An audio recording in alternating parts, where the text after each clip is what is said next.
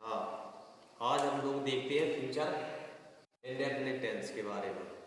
Future indefinite tense होता क्या है, इसमें क्या है, फ्यूचर वाली बात की जाती है, यानी भविष्य काल। तो यहाँ पर सबसे पहले हम देखते हैं इसकी रिकॉग्नाइजेशन यानी पहचान क्या होती है। तो पहचान के लिए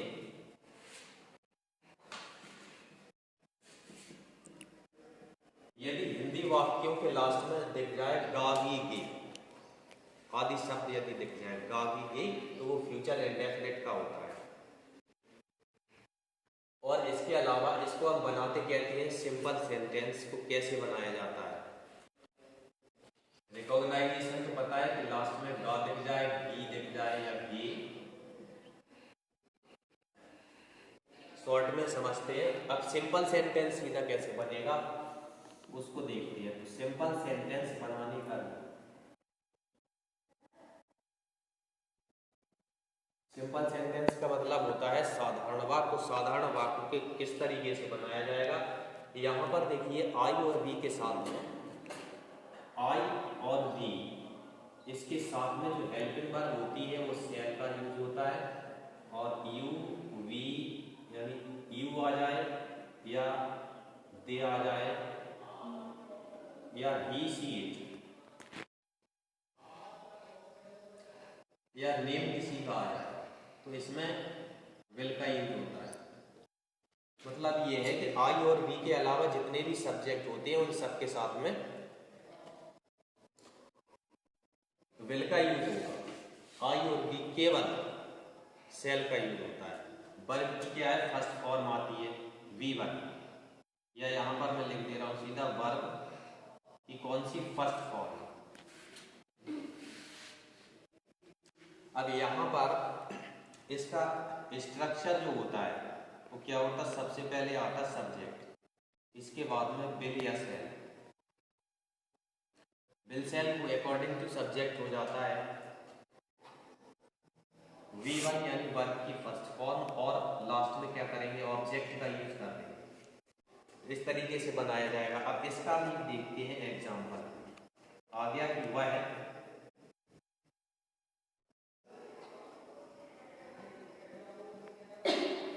कानपुर जाएगा,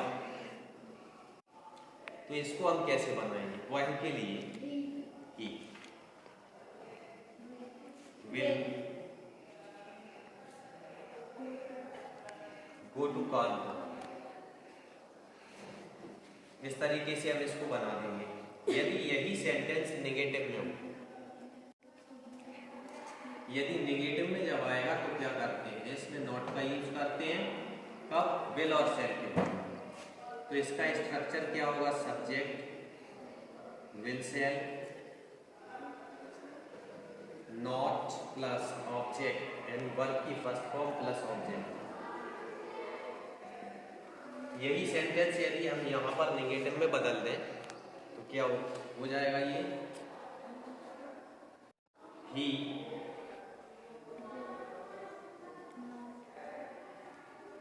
विल नॉट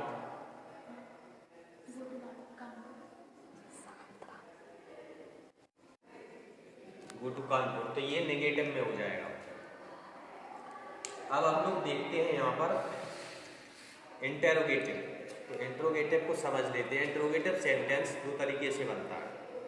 पहला, फर्स्ट जो होगा वो हो जाएगा हेल्पिंग वर्ब से स्टार्ट होने वाला, और दूसरा जो होगा वो हो जाएगा क्वेश्चन वर्ड से स्टार्ट होने वाला। तो जब हेल्पिंग वर्ब से स्टार्ट होगा तो उसमें क्या होता है, वाक्य के प्रारंभ में माने शुरुआत में क्या होता है, क्या दिया रहता है।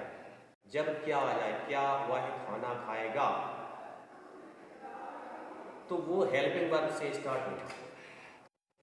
तो फर्स्ट कंडीशन में हेल्पिंग वर्ब से स्टार्ट जब होगा तो उसमें विल और सेल का यूज करते हैं। Subject V1 plus object question mark, ऐसे बनेगा। सेंटेंस जो पिछला मैंने दिया था क्या था, विल यानी हुआ है क्या, यदि यहां पर आ जाए क्या वह कानपुर जाएगा, जब क्या आ गया तो हम हेल्पिंग वर्ब पहले करेंगे। अब ही है वाई के लिए तो क्या हो जाएगा विल, विल के बाद में फिर ही लगा देंगे, इसके बाद गो टू कॉन्सोल। इसके बाद नंबर 2 इसका आता है क्वेश्चन वर्ड से स्टार्ट होने वाला। यदि हिंदी वाक्य के बीच में है क्वेश्चन वर्ड, प्रश्नवाचक शब्द आ जाता है तो फिर उसकी इंग्लिश सबसे पहले बनाई जाती है। क्वेश्चन वर्ड ये हो जाएगा, इसके बाद विल और shall, subject plus V1 plus object होगा। इसी सेंटेंस को मैंने इधर लिया, क्वेश्चन वर्ड का यूज करना है। क्या तो आएगा नहीं, पहले क्या होगा, वह कानपुर क्यों जाएगा।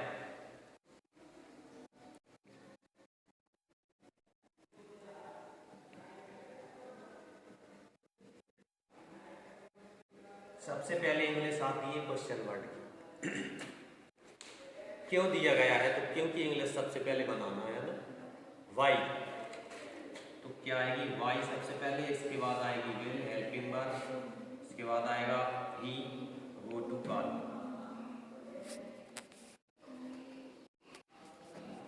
इस तरीके से हम बना देंगे। और यदि कहीं इसमें नेगेटिव भी दिख जाए तो सब्जेक्ट के बाद में नॉट लगा दिया जाएगा और ये सेंटेंस पूरा आपका क्लियर होगा। मतलब सब्जेक्ट के बाद में नॉट का यूज करना है।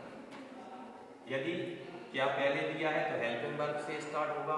यदि दिया गया है क्वेश्चन वर्ड सेंटेंस के बीच में तो आपको क्या करना है, यहाँ पर क्वेश्चन वर्ड की इंग्लिश हेल्पिंग वर्ब, इसके बाद सब्जेक्ट। यदि निगेटिव भी है तो सब्जेक्ट के बाद नॉट का यूज करना है।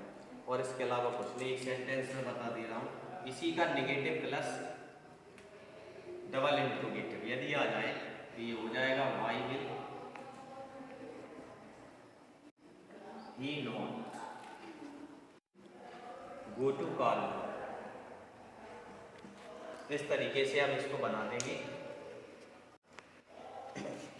तो इसमें अभी आपने समझा फ्यूचर इंडेफिनिट।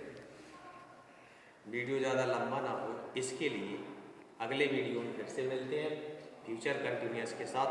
तब तक के लिए जय हिंद जय भारत।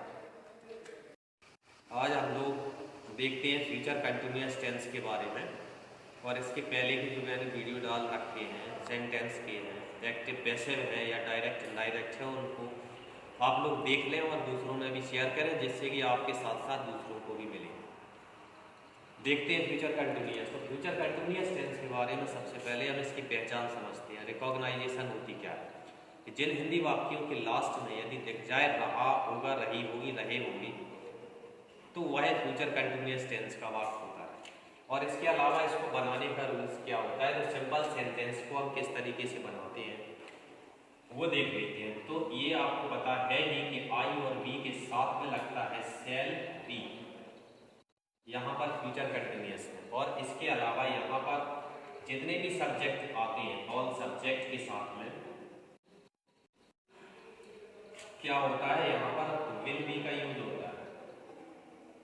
V1 वर्ब की फर्स्ट फॉर्म में क्या करते हैं, ing लगाई जाती है। तो ये इसका मेन पार्ट है, इसको देख लेते हैं बस। इसके अलावा क्या है स्ट्रक्चर सिंपल सेंटेंस का कैसे होता है। तो सिंपल सेंटेंस को हम बनाते कैसे हैं, सबसे पहले क्या करते हैं सब्जेक्ट, इसके बाद में विल या सेल का यूज होगा। Will shall plus be plus V1 verb की फर्स्ट फॉर्म में ing का यूज करना है।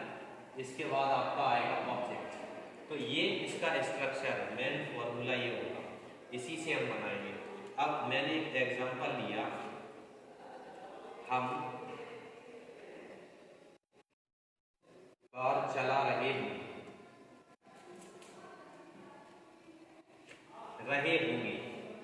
तो रहा होगा, रही होगी, रहे होंगे दिख जाए, कैसे बनेगा वी, इसके बाद में cell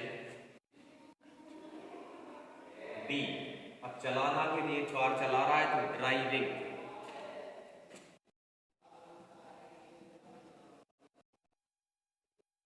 driving car, we shall be driving car, यानी हम कार चला रहे होंगे।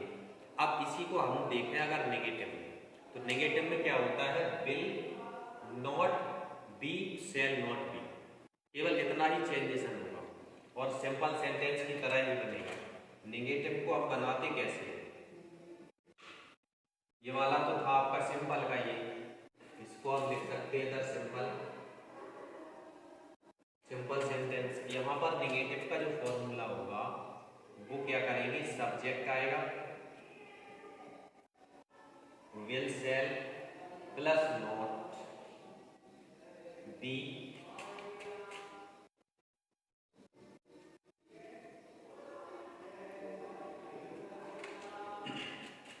ये बनेगा। अब यही सेंटेंस हमने लिया तो be shall not be driven car हो जाएगा। इसको बनाएंगे बी सेल नॉट बी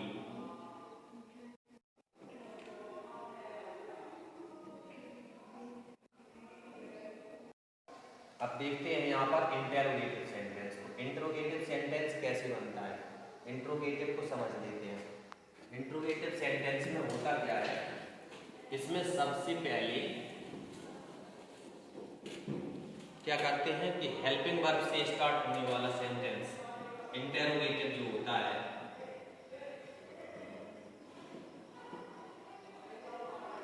ये सबसे पहले क्या करेंगे, हेल्पिंग वर्ब आएगी इसमें विल या सेल, इसके बाद आएगा सब्जेक्ट, फिर बी का यूज होगा वर्ब की फर्स्ट फॉर्म में आईएनजी और ऑब्जेक्ट, लास्ट में क्वेश्चन मार्क। एग्जाम्पल जैसे आ जाए क्या वे सड़क पर दौड़ रहे होंगे, तो इसको हम कैसे बनाएंगे, सबसे पहले विल या सेल, तो बी के साथ में विल आएगा,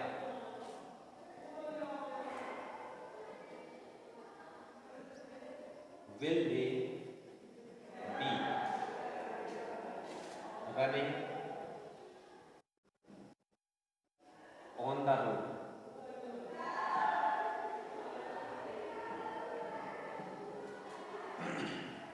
इस तरीके से हम हेल्पिंग वर्ब से इसको बना देंगे। इसके अलावा क्या होता है कि क्वेश्चन वर्ड से स्टार्ट होने, यदि हिंदी सेंटेंस के बीच में कोई प्रश्नवाचक शब्द आ जाए, कब, कहाँ, कैसे, क्यों, तो सबसे पहले उसकी इंग्लिश बनाते हैं।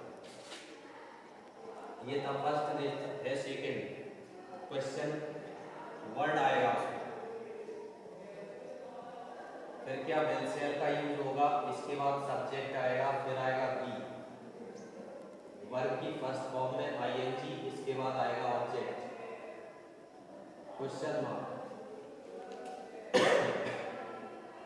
इसको हम यहाँ पर बना के रखते हैं, केवल इसमें क्वेश्चन वर्ड का यूज करना है, प्रश्नवाचक शब्द लगाना है बस। इसमें मैंने लगा दिया वाई, क्यों होता है why will they be running on the road. इस तरीके से हम ये वाला सेंटेंस बना देंगे। और इसके अलावा जो नेगेटिव वाला होता है, इंट्रोगेटिव नेगेटिव या डबल इंट्रोगेटिव नेगेटिव, यदि आ जाता है तो सब्जेक्ट के बाद नॉट लगा देते हैं, इसमें ही नॉट का यूज कर देंगे यदि इसमें आ जाए इंटेरोगेटिव प्लस नेगेटिव हो, और या क्या हो, इंटेरोगेटिव कौन सा हो, डबल इंटेरोगेटिव प्लस नेगेटिव। इन दोनों कंडीशन में हम क्या करेंगे, सब्जेक्ट के बाद नॉट का यूज करेंगे। क्या करेंगे, नॉट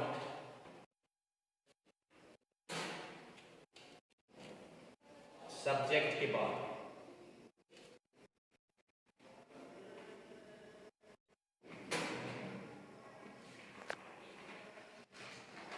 इसके अलावा पूरा सेंटेंस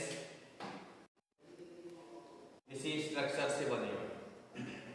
सब्जेक्ट के बाद में नॉट यूज करना है, फिर बी, फिर ये B1 ING ऑब्जेक्ट ये होगा ही। तो इस तरीके से हम बना देते हैं interrogative negative plus double interrogative और नेगेटिव। तो ये आपके फ्यूचर कंटिन्यूअस हो जाते हैं। और इसके अलावा अब हम देखते हैं फ्यूचर परफेक्ट टेंस। तो फ्यूचर परफेक्ट टेंस में क्या होगा, फ्यूचर परफेक्ट को समझ लीजिए।